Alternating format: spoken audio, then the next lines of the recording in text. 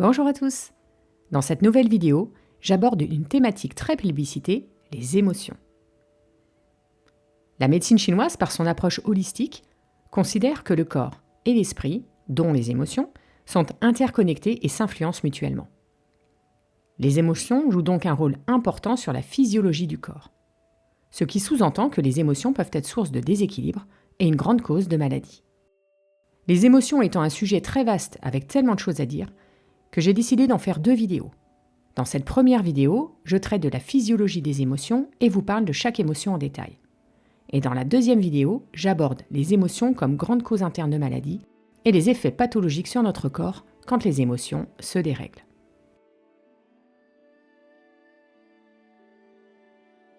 Et on commence par la physiologie des émotions. Souvent, quand on pense émotions en médecine chinoise, on pense aux 5 émotions principales qui sont liées aux organes Zhang, selon la théorie des 5 mouvements. Alors c'est pas complètement faux, mais selon les classiques de médecine chinoise, ils décrivent en réalité 5 émotions, ou zhe, et 7 sentiments, ting ting. Les 5 émotions zhe sont la joie, la colère, la pensée, le souci, la mélancolie et la peur. Et les 7 sentiments ting reprennent les 5 émotions principales avec en plus la tristesse et la frayeur. Il existe donc 2 termes pour décrire les émotions et les sentiments, zhe et ting. Ces 2 termes sont en fait plus ou moins des synonymes. Il existe quand même une petite subtilité, notamment en ce qui concerne la manière dont se manifestent les émotions. Les sentiments ting correspondent plutôt à une émotion exprimée, extériorisée, avec une manifestation extérieure, alors que les émotions zhe correspondent plutôt à un ressenti, une émotion intérieure donc invisible de l'extérieur, une émotion interne. C'est au chapitre 5 du Suwen que sont abordées les émotions. Chaque émotion est reliée à un organe Zhang bien défini. La joie, si, est reliée au cœur. La colère, nu, est reliée au foie. La pensée, le souci, si, est reliée à la rate. Puis, pour le poumon, il existe la mélancolie, yo, considérée comme une émotion, et la tristesse, bei, qui est plutôt considérée comme un sentiment. L'émotion mélancolie et le sentiment tristesse sont de même nature, même si on utilise le mot tristesse dans la majeure partie des cas pour l'émotion reliée au poumon. Également pour le rein, il y a la peur, kong, qui est une émotion, et la frayeur, ting, qui est un sentiment. Pareil que pour le poumon, l'émotion de la peur et le sentiment de la frayeur sont aussi de même nature. Chaque émotion est une réaction physiologique de l'organisme à un événement et une situation extérieure. La joie, c'est l'émotion de la bonne humeur. Elle détend l'esprit et favorise la bonne circulation du qi et du sang. La colère est une émotion en réponse à une menace, une injustice ou à un besoin d'affirmation de soi. C'est une émotion qui mobilise beaucoup de qi pour faire face à une situation hostile. La pensée, le souci, est plutôt caractérisée par un processus mental de réflexion, d'analyse. C'est la base de l'esprit et de la sphère cognitive. La tristesse est une émotion qui se réfère à la compassion. La grande peine ressentie suite à la perte d'un être cher, par exemple. Et la peur, c'est l'émotion en réaction à une menace, un danger. Elle nous aide à évoluer, nous adapter et à survivre.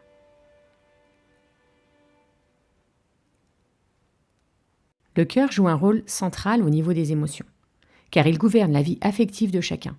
C'est la demeure de l'esprit, du shen. Sans le cœur, aucune émotion ne peut s'exprimer. Comme cœur et shen sont reliés, le cœur est aussi en relation avec l'ensemble des émotions. Toutes les émotions, quelles qu'elles soient, impactent le cœur. C'est pour ça que quand il y a déséquilibre émotionnel, le cœur est le premier touché. De la même façon qu'une émotion lèse son zhang associé, elle va aussi léser l'état du cœur. Au niveau étymologie, dans chaque idéogramme des émotions, on retrouve la clé du cœur. Il est représenté de 2 manières. On va le retrouver en dessous pour zhe et sur le côté gauche pour ting.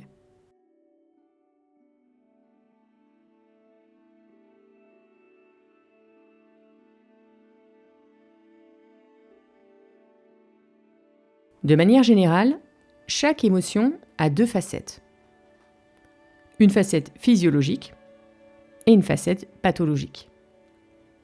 La médecine chinoise s'intéresse surtout à la facette pathologique des émotions et leur impact sur l'organisme.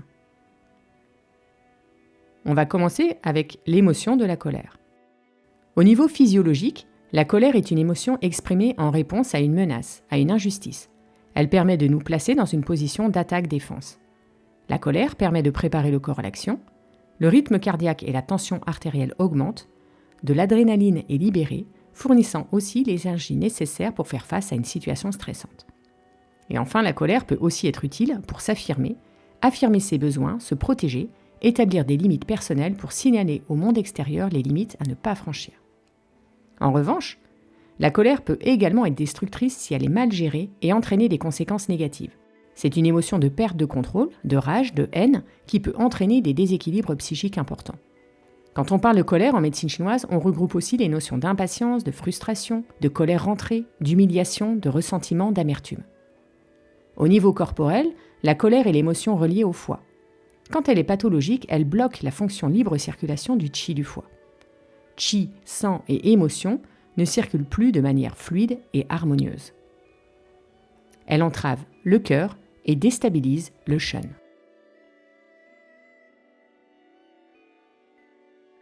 On va voir maintenant la joie, si.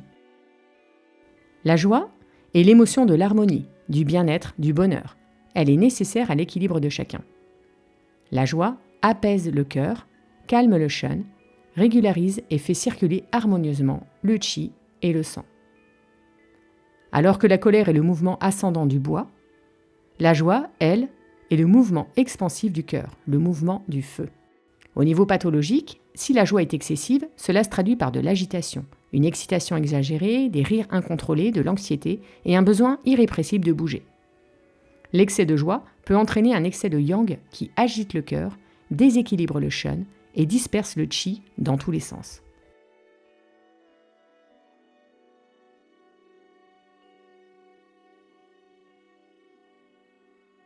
La pensée, le souci. L'esprit yi est rattaché et abrité par la rate, génère une énergie psychologique particulière, la capacité de penser et de raisonner. Dans la pensée chinoise, la pensée si représente l'activité mentale, la réflexion, la capacité intellectuelle. La pensée si permet, entre autres, de trier et hiérarchiser les informations, de trouver des solutions, d'analyser une situation donnée afin de résoudre des problèmes. Mais la pensée peut devenir excessive et donc pathologique. Dans ce cas, on ne parle plus de pensée mais de souci. Le souci, c'est la manifestation pathologique de la pensée. Cela se manifeste sous forme de soucis, de rumination, d'excès de pensée, de préoccupation. Penser de manière excessive consomme beaucoup de qi. Le shen est aussi affecté car il s'agite. L'excès de pensée, au niveau des organes, lèse à la fois la rate et le cœur.